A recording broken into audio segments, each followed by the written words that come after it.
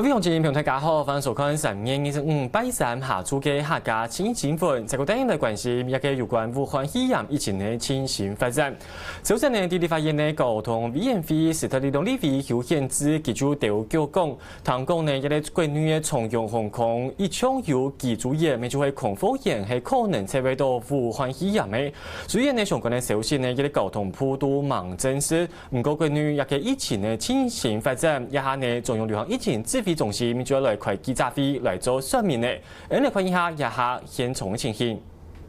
社区防疫组的副组长，现在就请我们指挥官跟大家报告一下我们工作的一个进度。各位记者、女士、先生们，大家好哈。那今天我们要公布的有19个境外移入的个案，没有本土的个案。那昨天晚上我们庄仁祥有跟大家报告一个本土的个案，那今天是没有今天总19个境外移入的个案。那这19个境外移入的个案，大概是7男12女，年龄介于10岁到60多岁，那基本上都是年轻人比较多了因为大部分回来还是以年轻人居多。那里面比较多就是222到225有4个人，这4个人是3月17号入境，3月21日确诊，他们是在英国读同一家的学校同一起就回来，那所以这还是一个校园的一个群聚。那第二个指挥中另外一个在226大家记得是跟埃及团以前有一个埃及团70的个案呢是55案，那同我记得还有32个人，那总共这一团里面团员有9个确诊，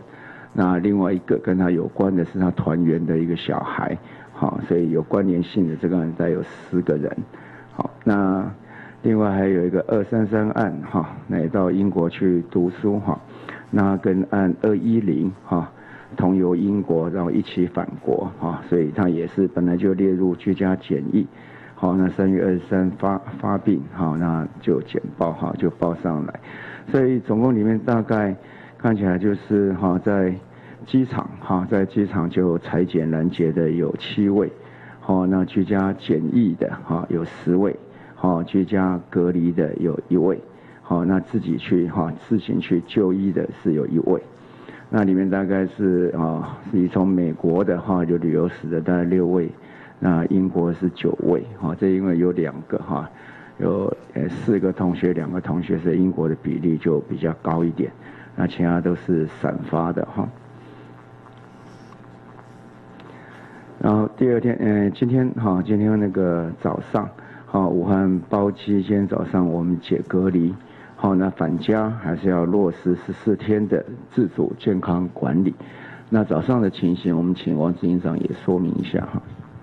好，有关这个武汉第2梯的361位那在今天早上6点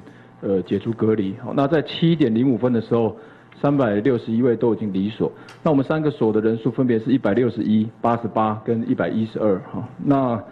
这个其中有140位是自行接回开车接回，那有221位是坐游览车。那我们总共3个所大概派出10辆游览车那在离开之前，我们也是有量体温，那希望他们有戴上口罩那还有就是刚刚指挥官所说的，要做好这个自主的健康管理。那么这一次的这361位，这个整个过程当中只有2位曾经有发烧的症状到医院那后来也都这个退烧，症状解除，那2采阴性回到这个我们的检疫所，所以整体看来他的症状的产生，尤其是呼吸道症状、发烧这些都几乎都是没有。那么经过评估，也问过专家意见后就没有再采检，那我们就让他这个解隔离。那么对于这个这次的这个检疫的过程那也收到了数十封的这个感谢信那么我们照例也做了满意度调查对18岁以上的这个住民那整体的满意度是94.8%那这个问卷的回收率是97.5%。那么比较具体的建议就是所有人都希望能够配备给他们这个打扫工具因为大家可能对自己的环境希望能够做一些打扫让环境更好一点，自己在里面打扫。那另外，因为小孩子多，也希望能够提供一些这个童书啦哈，这些相关的东西给小孩子使用。那这些我们都会列入参考哈。那比较抱怨多的就是隔音的部分，还有电视台数比较少。那抱怨最多的就是说，我是来隔离的，不是来戒烟的哦，所以这个抽烟的问题比较严重。不过我想这个事情我们当然是不会开放。那我想这些我们纳入参考之后，希望把这个检疫所的业务再做得更精进一点。好，以上。好，这是满意度跟上次比起来怎么样？上次是96.5，这是94，这是94.8，差不多。差不多了，差不多。好，那为了避免群聚的感染那我们需要就是说认为人数太多还是不宜所以我们建议要停止办理室内100人以上室外500人以上的集会活动。好，那至于要举办集会的活动的一些要不要举办，好，那评估还是根据我们的集会指引来办理。好，那是办理的情况，我们也请副指挥官陈副长跟大家说明一下。好我们今天会具体指挥中心这边是具体建议从今天开始，然后室内超过100个人以上，室外超过500个人以上的这个公众集会活动，我们是建议要停办，然后来减低这个社区感染的风险。那当然还是依照我们的之前所颁定的这个活动指引的部分，那几个参考的6项参考指标的部分，还是要请大家依循，然后就是说不管你是100个人以下或500个人以下，你还是有在研议要评估办理的，我们还是要建议你要依照这6项指标一并来做一些评估。那评估完之后，这6项指标你评估完之后，还是认为属于这个高风险性的部分，我们还是会建议要延期或是停办那6项指标包括你事先是不是可以确实来掌握这个参加者的这个资讯、人员的名单等等。那这个活动的空间是不是足够？那通风是不是状况是不是可以良好那包括活动者、参加者之间的这个距离，是不是可以保持一定的这个距离那个另外就是固定的位置或是不固定的位置，是不是可以有一定的这个界定那还有包括你活动的持续的时间。那最后是能不能落实个人的这个不管是手部卫生或是这个佩戴口罩的这些动作，那这几个指标还是要请准备要办理的这个相关活动的单位一定要落实，而且要去做评估那我也一并说明一下这几天其实在全台湾各县市大概现在目前截至昨天晚上，我们的统计有101家的这个夜店、酒店、KTV 等等的这些业者，有101家这个停业。那其中有91家是自主的停业有10家是地方政府律定要停业的部分。那这10家由地方政府律定的是台中市政府那目前停业最多的地区的县市是桃园市跟台中市这2个县市一并说明。那谢谢。那今天早上机场的情况？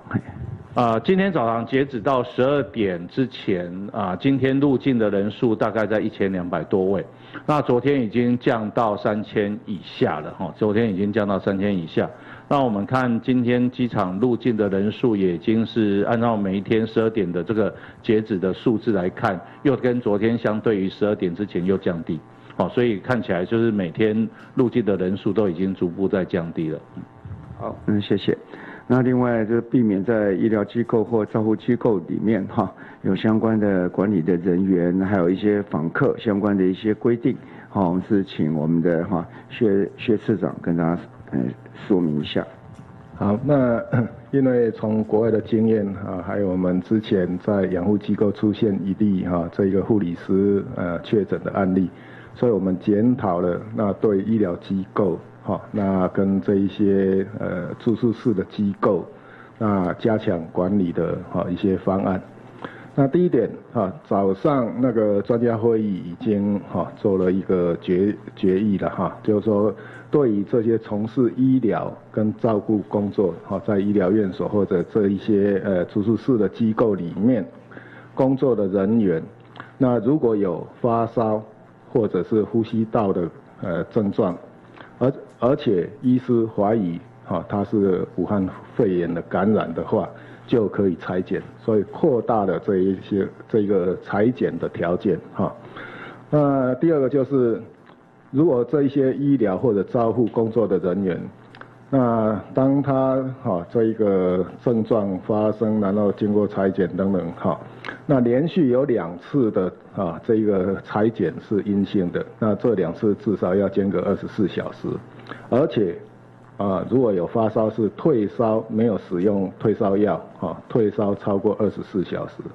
并且经医师评估呼吸道症状缓解之后就可以恢复上班，所以不受那个14天的这个限制那以免因为这个14天不能回去上班，造成这些医疗或者照护的工作的这些人力上面的压力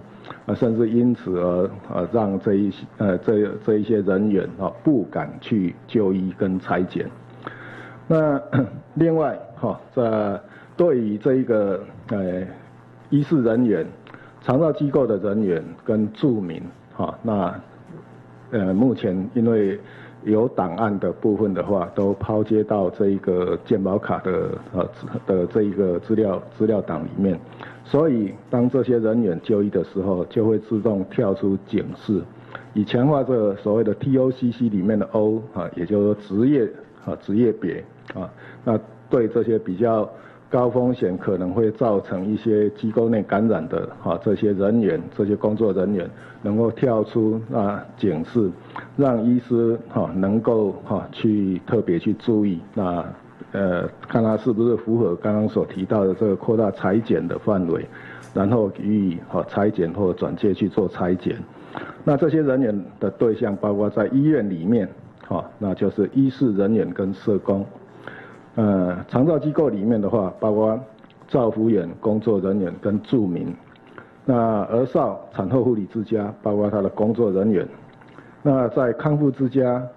荣民之家，就包括照服员跟工作人员，还有住民。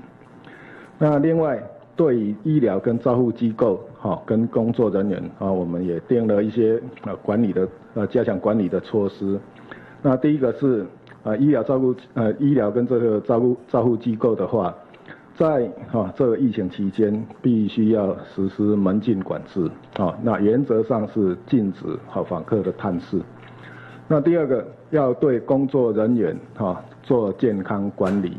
那每天都必须要量测体温跟健康状况的监测，而且要留有记录。那第三个，对于这些住宿室的这些机构的住民要做健康管理，也同样的每天都必须要量测体温跟他的健康状况的监测并且要留有记录。那第四个就是这些医疗院所跟这些照护机构要订有请假的规则。如果有发烧或者呼吸道症状的工作人员，应该鼓励他们请假，然后去主动就医。如果有症状而跟需要采检的，那应该要给他病假。那到病假就是到刚刚提到的2次的阴性，而且没有发烧退烧，而且就医师评估是可以回到工作的时候，那再结束他的病假。那另外如果是这些工作人员有发烧，这个标准是耳温超过38度的话，禁止上班。那对这些规定的话，那对机构本身会定有罚则。那这个罚则是根据《传染病防治法》第32条跟67条，这是对医疗机构的。那还有33条跟69条，这个是对于照顾机构的。那如果有违反的话，分别就是依照这一个刚刚所举的条文处新台币6万以上30万以下的罚款。那以及那个这是医疗机构另外那个照顾机构的话是1万以上15万以下的罚款或者停止全部或部分的业务到改善为止。那工作人员刚刚提到有发烧是禁止上班的。如果他还是上班的话，或者是违反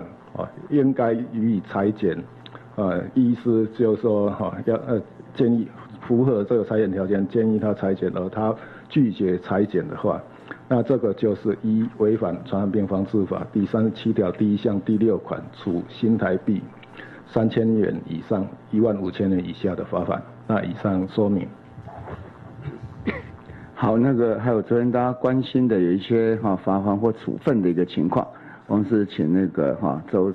处长跟大家报告一下。好，我们跟各位大家报告一下，目前已经有229位已经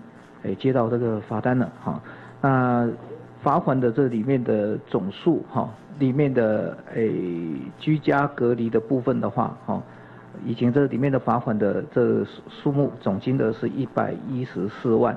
那违反规定居家检疫的规定这里面的罚款有1752万。这里面这是我目前开出去的罚单的数目。好，那我们的健保的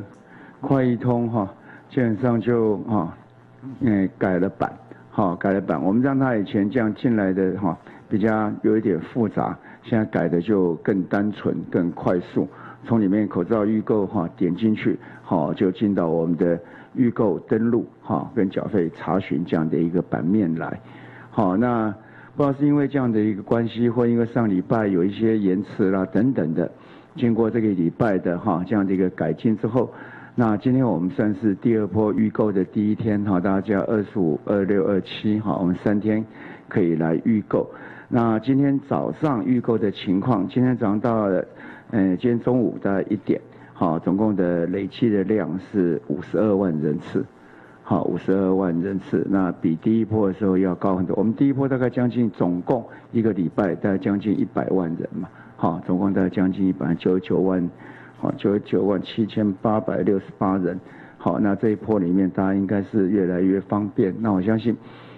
这样的一个管道，不然在将来在取货的时候也比较方便一点。那时序也调整在过1个礼拜就可以来领。我相信大家可以多多来运用这样的一个管道来购买口罩。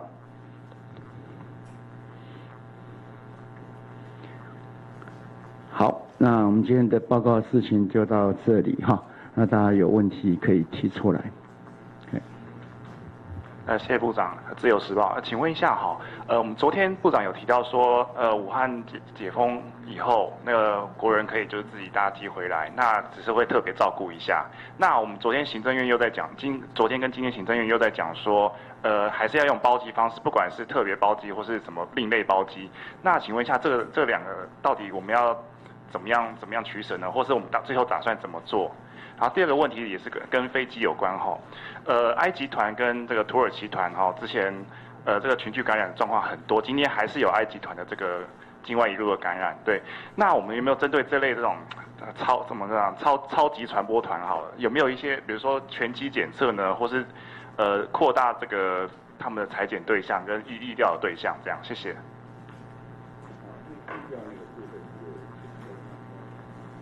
好，其实在这里面的话，我们采检的人数已经是蛮多的这里面的话，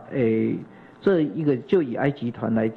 这是一个，我们就以埃及团来讲的话，已经有采了51个，那其中有9个是阳性，42个是阴性，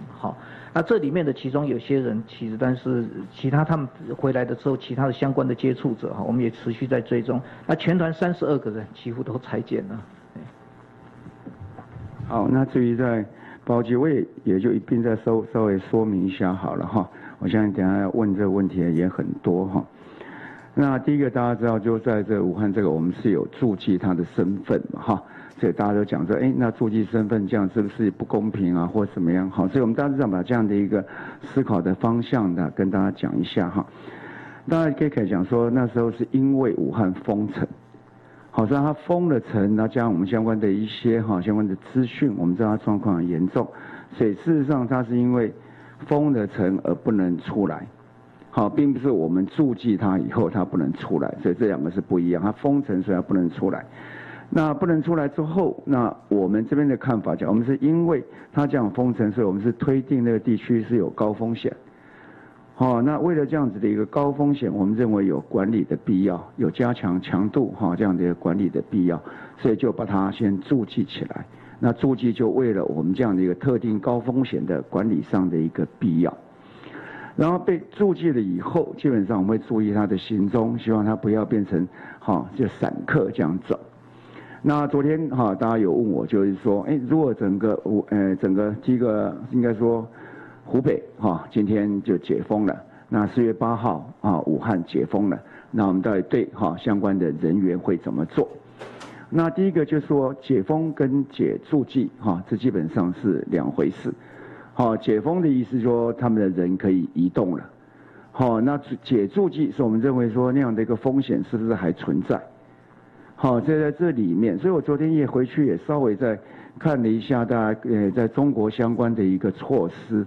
我看了以后我知道说它并不是真正的解封了，它应该是一个有序的交通，那事实上在各省在各个城市之间，它还是有不同的规定。那它有不同的这些的一个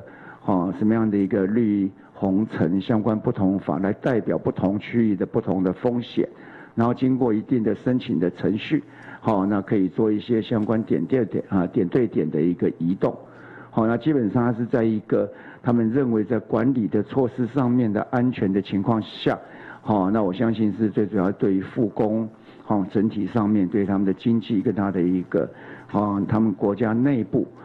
这样的一个流动把它放宽来。所以在这样的情况之下，我们还是认为就是说我们还是需要有一点观察期，这里面还需要一点观察期，观察到底这样的一个真正内部的风险到底是不是跟整个世界的一个风险是不是相等同，或者更好或者更差。所以为了谨慎起见，我们认为它还是有在注记上的一个必要，但是我们这个应该是进入一个它既然有这样的宣布，我们必然有这样的因应，就是说要怎么样在这个观察期里面，要怎么样的更有次序的管理这东西。所以在这个观察期里面，我们大概就是说方向上还是以包机为主。那当然就是说我们也不排除说有定点定时的航班。那主要还是说希望把这个风险框在一定的范围里面去。那整个要看看就是说未来可能有需要相关的一些谈判，或是海基会或是陆委会这边再继续来进行。那回来之后我们还是基本上我们现在还是认为要采用集中检疫。集中检疫当然没有说不是说在处分人，然后因为在一个风险的疑虑还没有去除之下，那来很容易被污名化，那反而在社区里面这样的一个可能还是需要有一点过渡期。那况且我们现在集中检疫也做的应该是还好了所以满意度都有95%。如果大家都很不满意，就好像变成一个惩罚，可是大家都还算蛮满意的。我们现在是把频道再弄多一点那满意度可能会更好了那这样子的话，就会让这种集中检疫是为了风险管控，而不是要惩罚任何的一个人。所以以上我大概做这样的一个说明了所以在行政院跟我们的指挥中心有人还会问我，就是说到底听行政院还听指挥中心？那当然是听行政院的了那但是指挥中心在疫情的管控，我们当然有一个绝对的自主权但是在国家的管理上面，那当然是以行政院为主了我们还是够监护第一了美国疫情发生以后变成没监护所以政府还在，那政府有一定的指挥的体系分别的授权，那执行相关的业务那以上跟大家做这样的一个报告。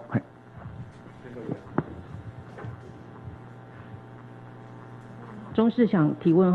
第一个就是说，您刚刚提到说禁止100人以上的聚会，那大家比较好奇，像电影院呢，其实一个厅很容易就超过100人，那即使采取梅花座，有些情侣他确实是没有想要隔开坐，那电影院这种聚会是不是我们就是要怎么禁止这个100人以上的聚会？那另外会不会有罚则？那接下来因为是清明连假，那很可能在这个譬如说高铁或者是双铁的地方，可能会有一些人有聚集嘛，那是不是会要求这些双铁的部分，它在人潮就是等车的时候要进行分流或管控？那个车厢其实我刚刚算了一下，一个车厢大概是50-60个人那其实车厢之间还是会互相走动，就知道说像这种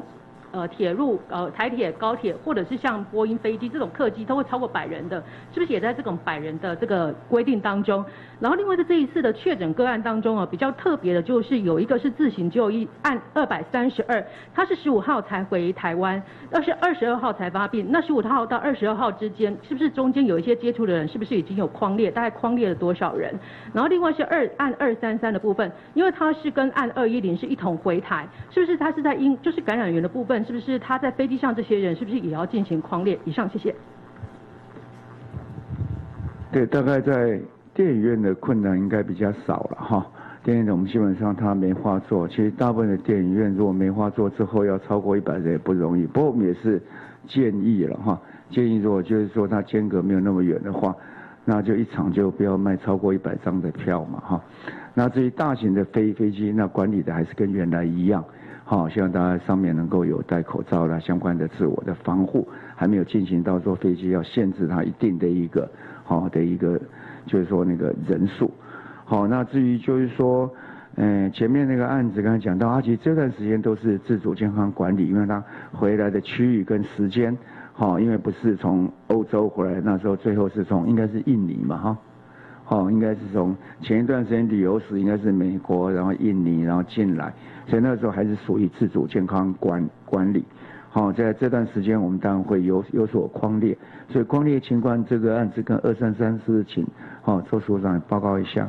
因为他是到昨天蛮晚的时候那时候才确定嘛，那我们现在其实还在追踪，还在做匡列当中。那告一段落我们会跟大家来做报告，因为这的确还在追踪。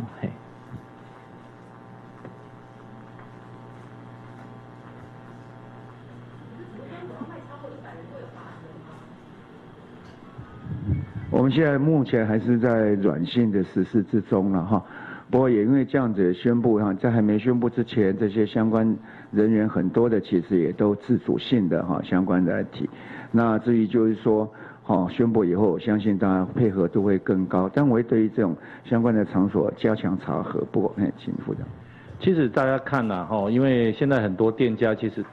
在还没有这些宣布之前，其实他们自主性就已经在提升了。那像电影院的业者，其实早就在实施一些自主健康的管理的措施，他们也都在进行。所以我相信这个业者他们也会依循我们的建议下去做进行了。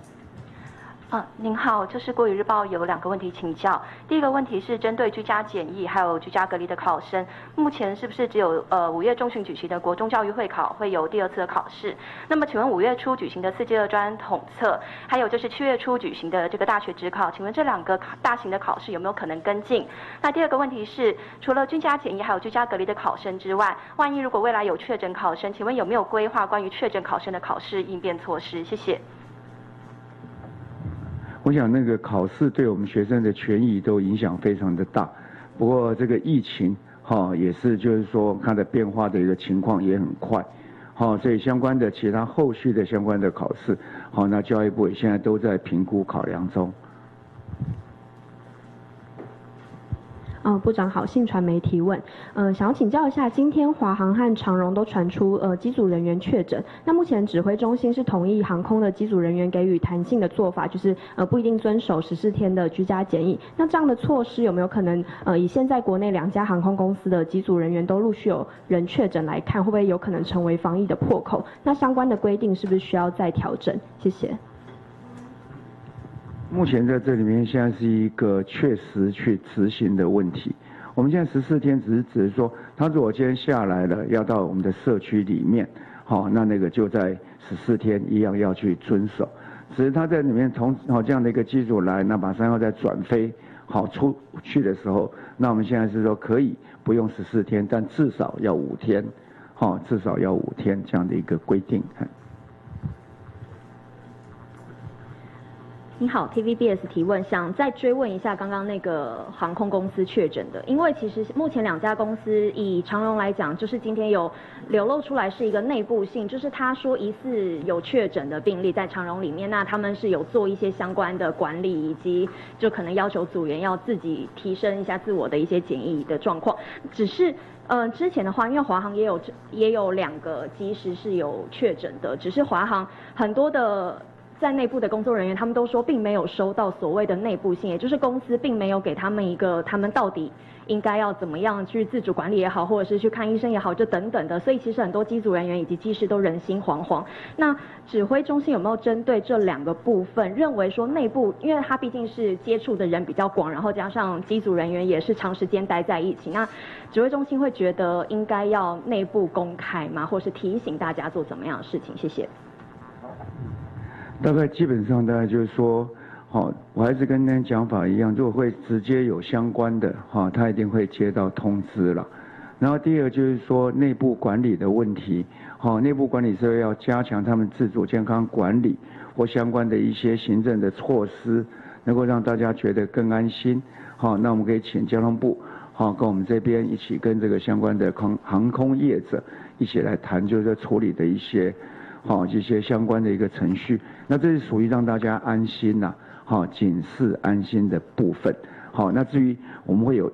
要求，或者我们在做疫调，好，相关的那个是不变的。好，所以大家其实真的是可以放心，就是说没有被通知到的其实是安全的了。好，所以将来公司发的警讯的时候，就怕大家以为是，好，都是被我们调查到的。好，所以要这2个讯息可能要分开来看。我们会怎么样让他们能够更清楚？一个是我们疫情中心所指定要隔离或者要自主管理的人，那有一部分是公司里面为了公司的治理，好，一些强化的行政的措施，那这2个要分开来看。部长这边2个问题哦，如果按照刚刚那个指引的建议来讲，是不是那个我们中华职棒就可以有开打的一个选项？哦，那第2个就是如果是像电影院那个方式来比照的话，中华职棒是不是就可以开打？那第2题是想要请教，是说不管刚刚同业提到的华航啊、长荣等等，在过去我们疫调里面其实都没有提到。那但是我们公布的确诊案例只有后续下游该公司企业他就可能会讲，那是不是未来可以调整跟公众利益有关的行业别，可以适度的在疫调的时候一并说明？好，他可能他可能是哪一个可能 maybe 是航空业，或者是哪一个研究院，或者是哪个机构，跟公众有关，可能有社区传播之余者，那你公布，然后后续才接着讲说配套的管理措施，再一次把它说明清楚，资讯统整，让大家也会比较心安一点哦。那以上2个问题，谢谢。好，那非常谢谢你的建议哈。那我们来研议哈，跟公共利益有关的相关的业别是哪一些？好，那公布的范围到多大？好，我可以请专家大家来好讨论一下。那我相信这个是有建设性的建议了哈。那至于说在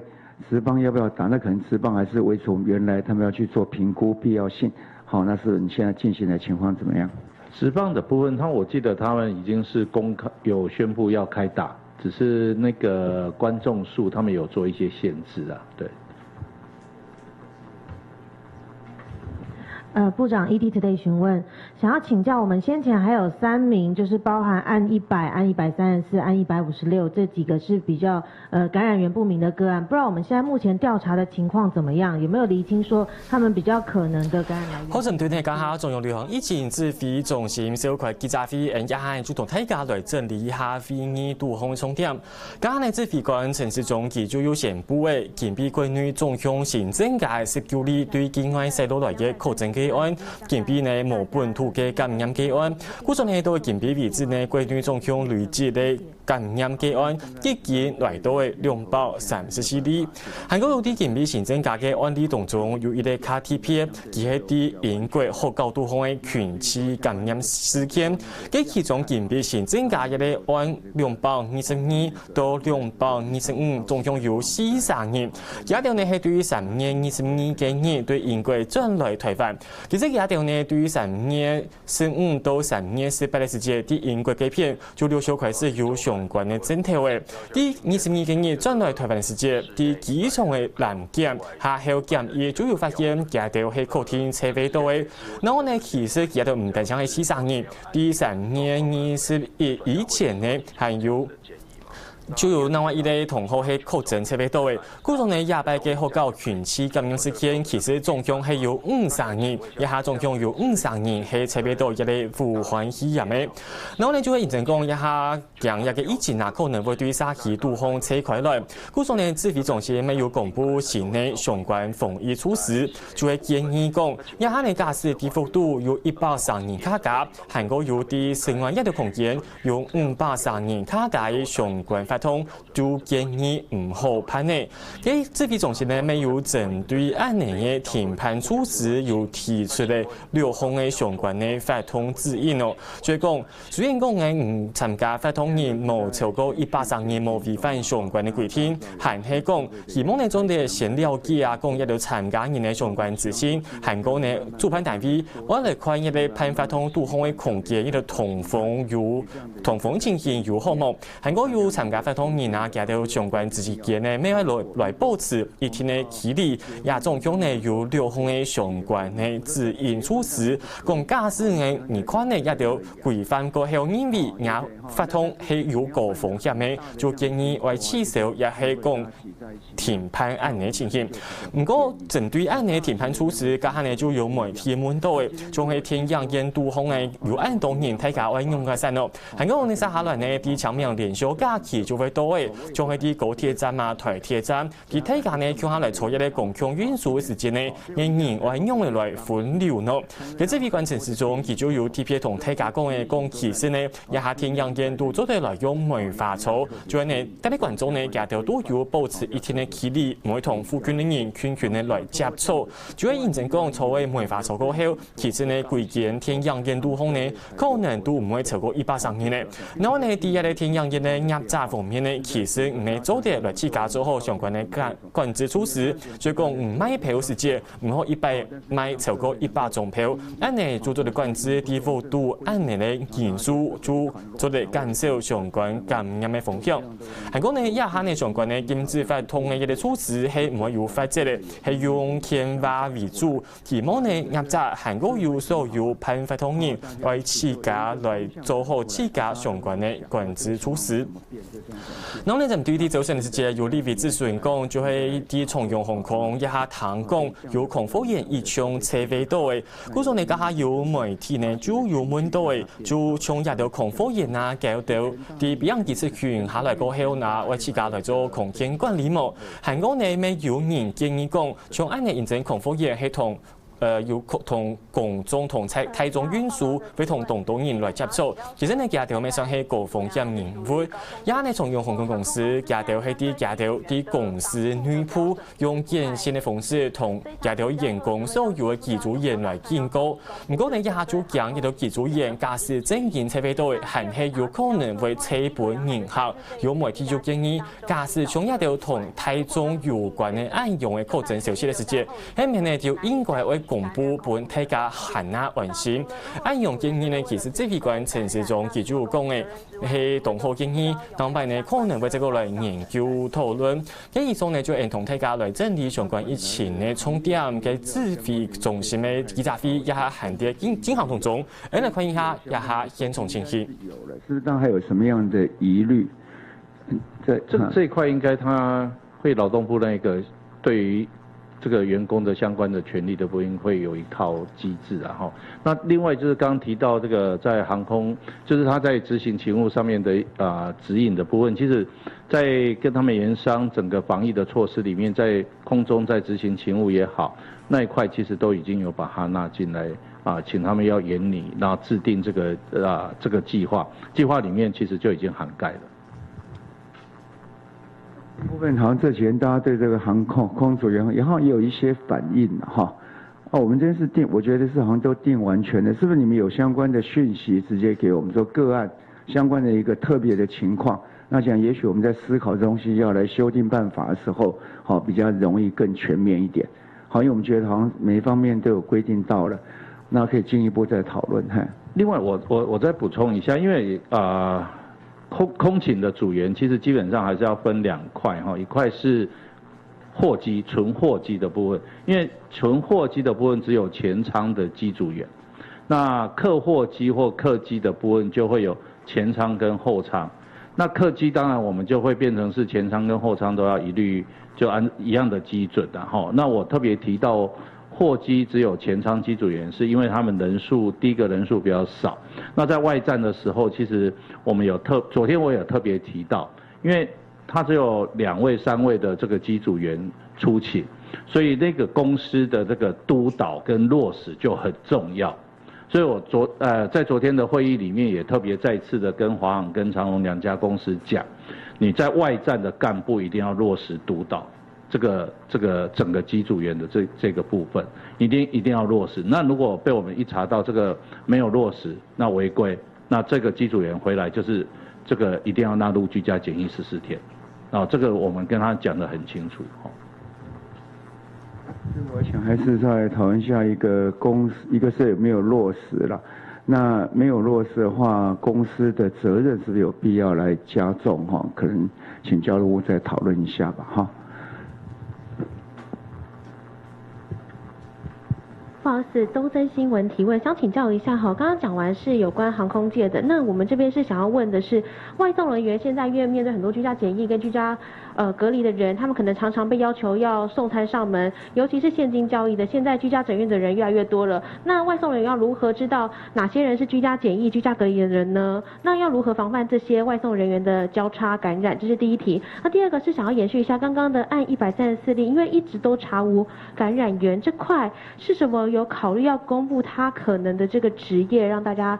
警觉一下，谢谢。外送人员基本上他不会知道说那个，因为我们没有公布相关的区域嘛，好，所以我想还是一样，外送人员基本上还是一个是2方面，一个是自己是居家检疫的人，好，那他自己要跟人家去保持距离嘛。那外送人本身也要提高警觉，我们当然不会考虑就是说让大家都知道说这是居家检疫的人，不过居家检疫的人自己应该要这样的一个自我就跟人家区隔的这样的一个警觉心。然后第二个134那个我们不会去公布了因为我们其实也调查过它相关的一些移动。我们现在要公布还是这样，不是说我们找不到感染源我们就去公布，我们是因为那是一个溯源，所以我们从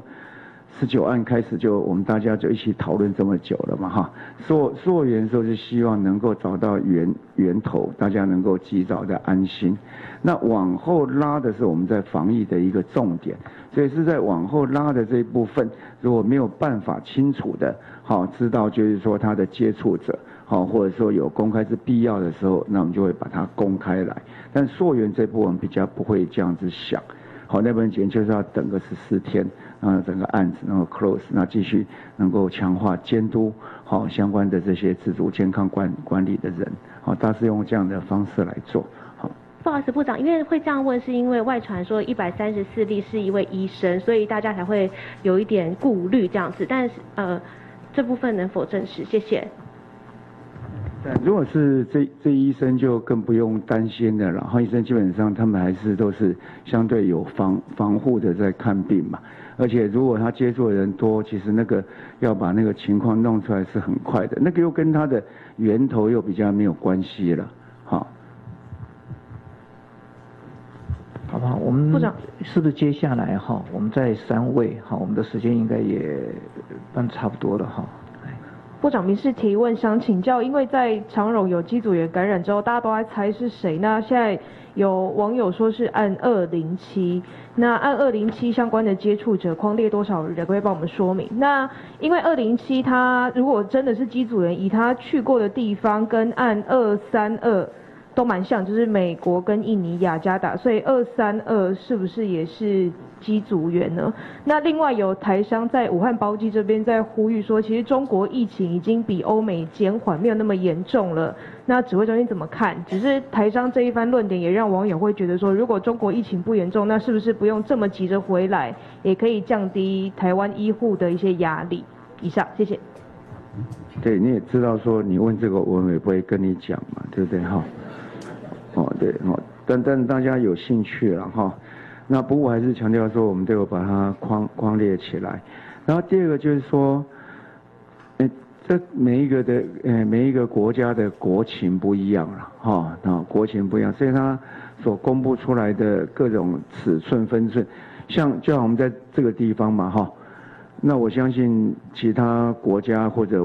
你刚才提到的那个国家也不会有卫生部长坐在这让大家这样子就一直问嘛，所以这是情况，每一个国情不一样，只是大家对于那种在中国里面它相关的疫情，我那天就讲过，如果能够减缓，我们很高兴嘛，毕竟能够开始看到有疫情减缓的一个地区或地方嘛，但是我们必须要观察。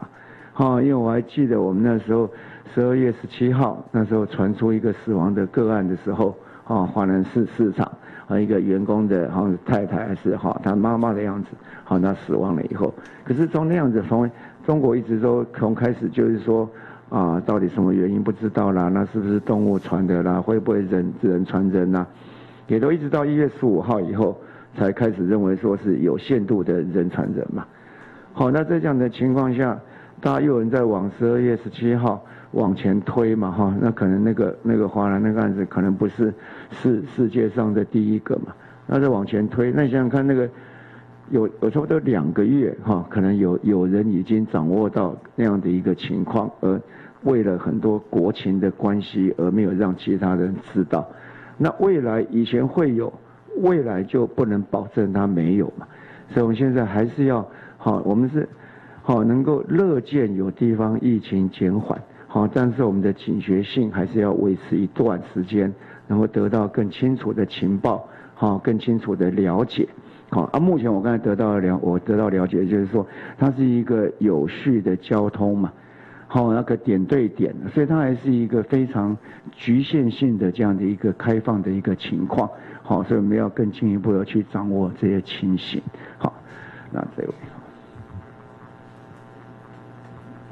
不好意思，年代一点。1、2、3、4，好不好？年代一点这边想要再请问一下，就是关于那个航空的部分，假设需要居家检疫的机组员是 A 组，那么由于他们的特殊性，还有它的执行的难度，隔离放宽只需要5天嘛，那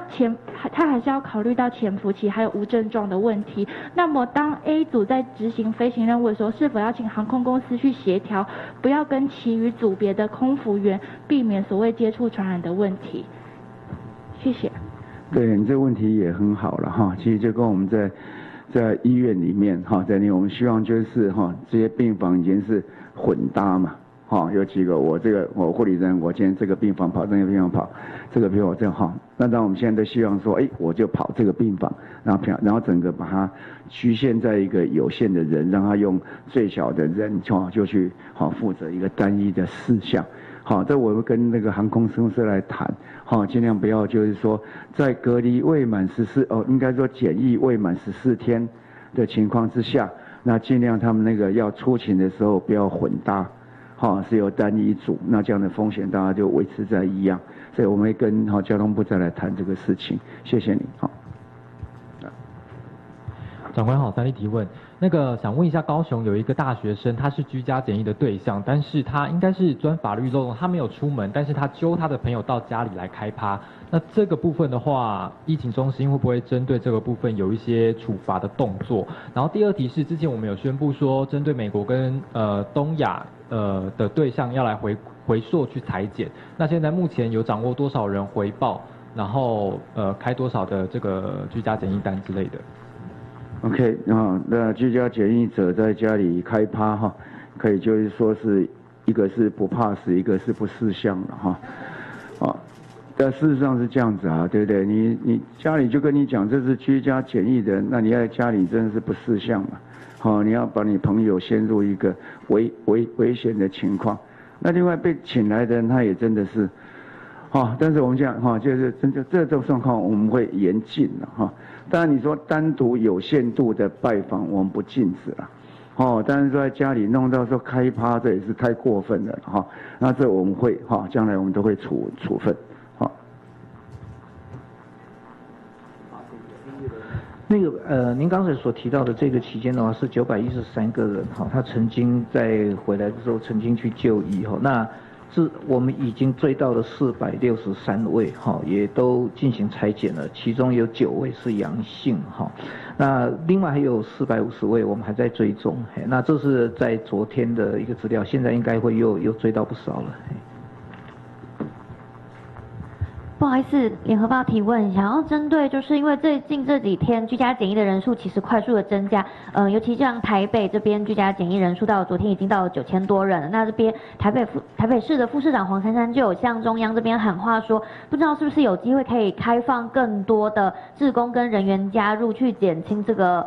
里长跟里干事庞大的业务量。那可能就是像针对于招募志工跟人员，不知道有没有机会做到说去做一些专案补贴，否则好像说以现在的状况的话，有点无法去应付这么大的量。那第二个问题是说，因为今天的案225又有出现这个味觉变差，那我们想知道说，这几天有蛮多都是这种味觉、嗅觉变差的个案，是不是有可能说，这样子的一个症状会变成新冠肺炎的一个指标的一个症状呢？以上，谢谢。好那一天其实我们在跟地方首长的会议里面就有特别提到嘛，因为这个居家检疫者以现在的状况是每天都在增加，那像北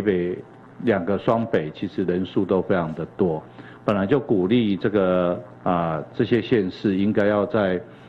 如何再成立 call center 或是其他类似志工的方式来协助这个第一线的里干事、村里干事或是村里长在协助居家检疫的关怀。那我举个例啦，其中有一个县市，其实很多县市在一开始在执行这件居家检疫的工作的时候，就是都采取以这个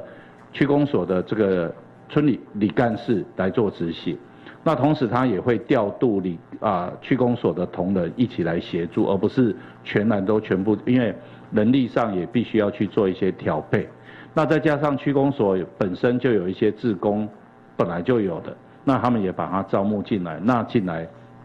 作为协助居家检疫电话关怀的这个能力。那像这些我们当然都鼓励地方政府一起来做。那我们那一天也特别提到，我们也具体的跟6都的县市首长建议，希望他们要研议在协助我们第一线的民政同仁如何去做好这些居家检疫关怀的这个工作，所以我们有建议他们那类似 call center 这样的一个方式。那我刚刚提到的，也有很多县市也是他们本身就已经是这样子在做，所以也提供给台北市可以做参考，因为台北市常常都有提出很多问题，但是也建议他们可以参考其他县市的做法。有关武汉肺炎这个新兴的一个传染病那它在这个有关病患这边有出现嗅觉跟味觉的一个改变，那的确是如果说是民众或是这个医师如果看到像类似这样的一个症状，也许可以提醒这个可能是武汉肺炎的一个可能的一个风险因子。那尤其是现在这个疾病，那其他的文献也有类似这样的状况，不过在我们的目前200多例里面，应该还算是少数啦。只是说，这个是不是跟比如说类似流感跟感冒，似乎它的这个它的比例是不是有什么样的不一样？这可能还要再做进一步的研究。谢谢。那个刚刚有提到说还在武汉的人就是以包机为主，然后不排除用定时定点的航班的方式回来。我想确认一下，这个意思是说，他可以不用搭包机自己回来吗？这个还是要有相关的一个协商。那定时定点就是说，可能我们觉得这样的包机在谈判上就有什么困难，那么可能会指定一个地方比如说在上海，比如这样讲，大家都比较容易到这边集结，然后长荣的是每一天或是隔2天，有哪一班是专门来载他们的，或者华航有哪一天有哪一班，那根据相关的一个人数的掌握，那开一定的一个定点定时的航班，那然后那一班里面就尽量都是以那边归回来的有住记的人为主。那以这样的方式来进行。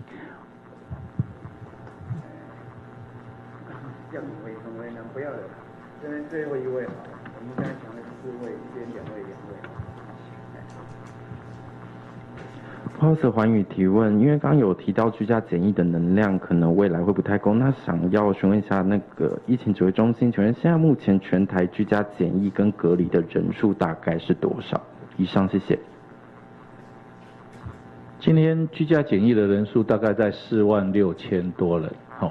这个是我今天早上一早看，那同时也让大家知道了因为现在在机场端，只要这个航班进来，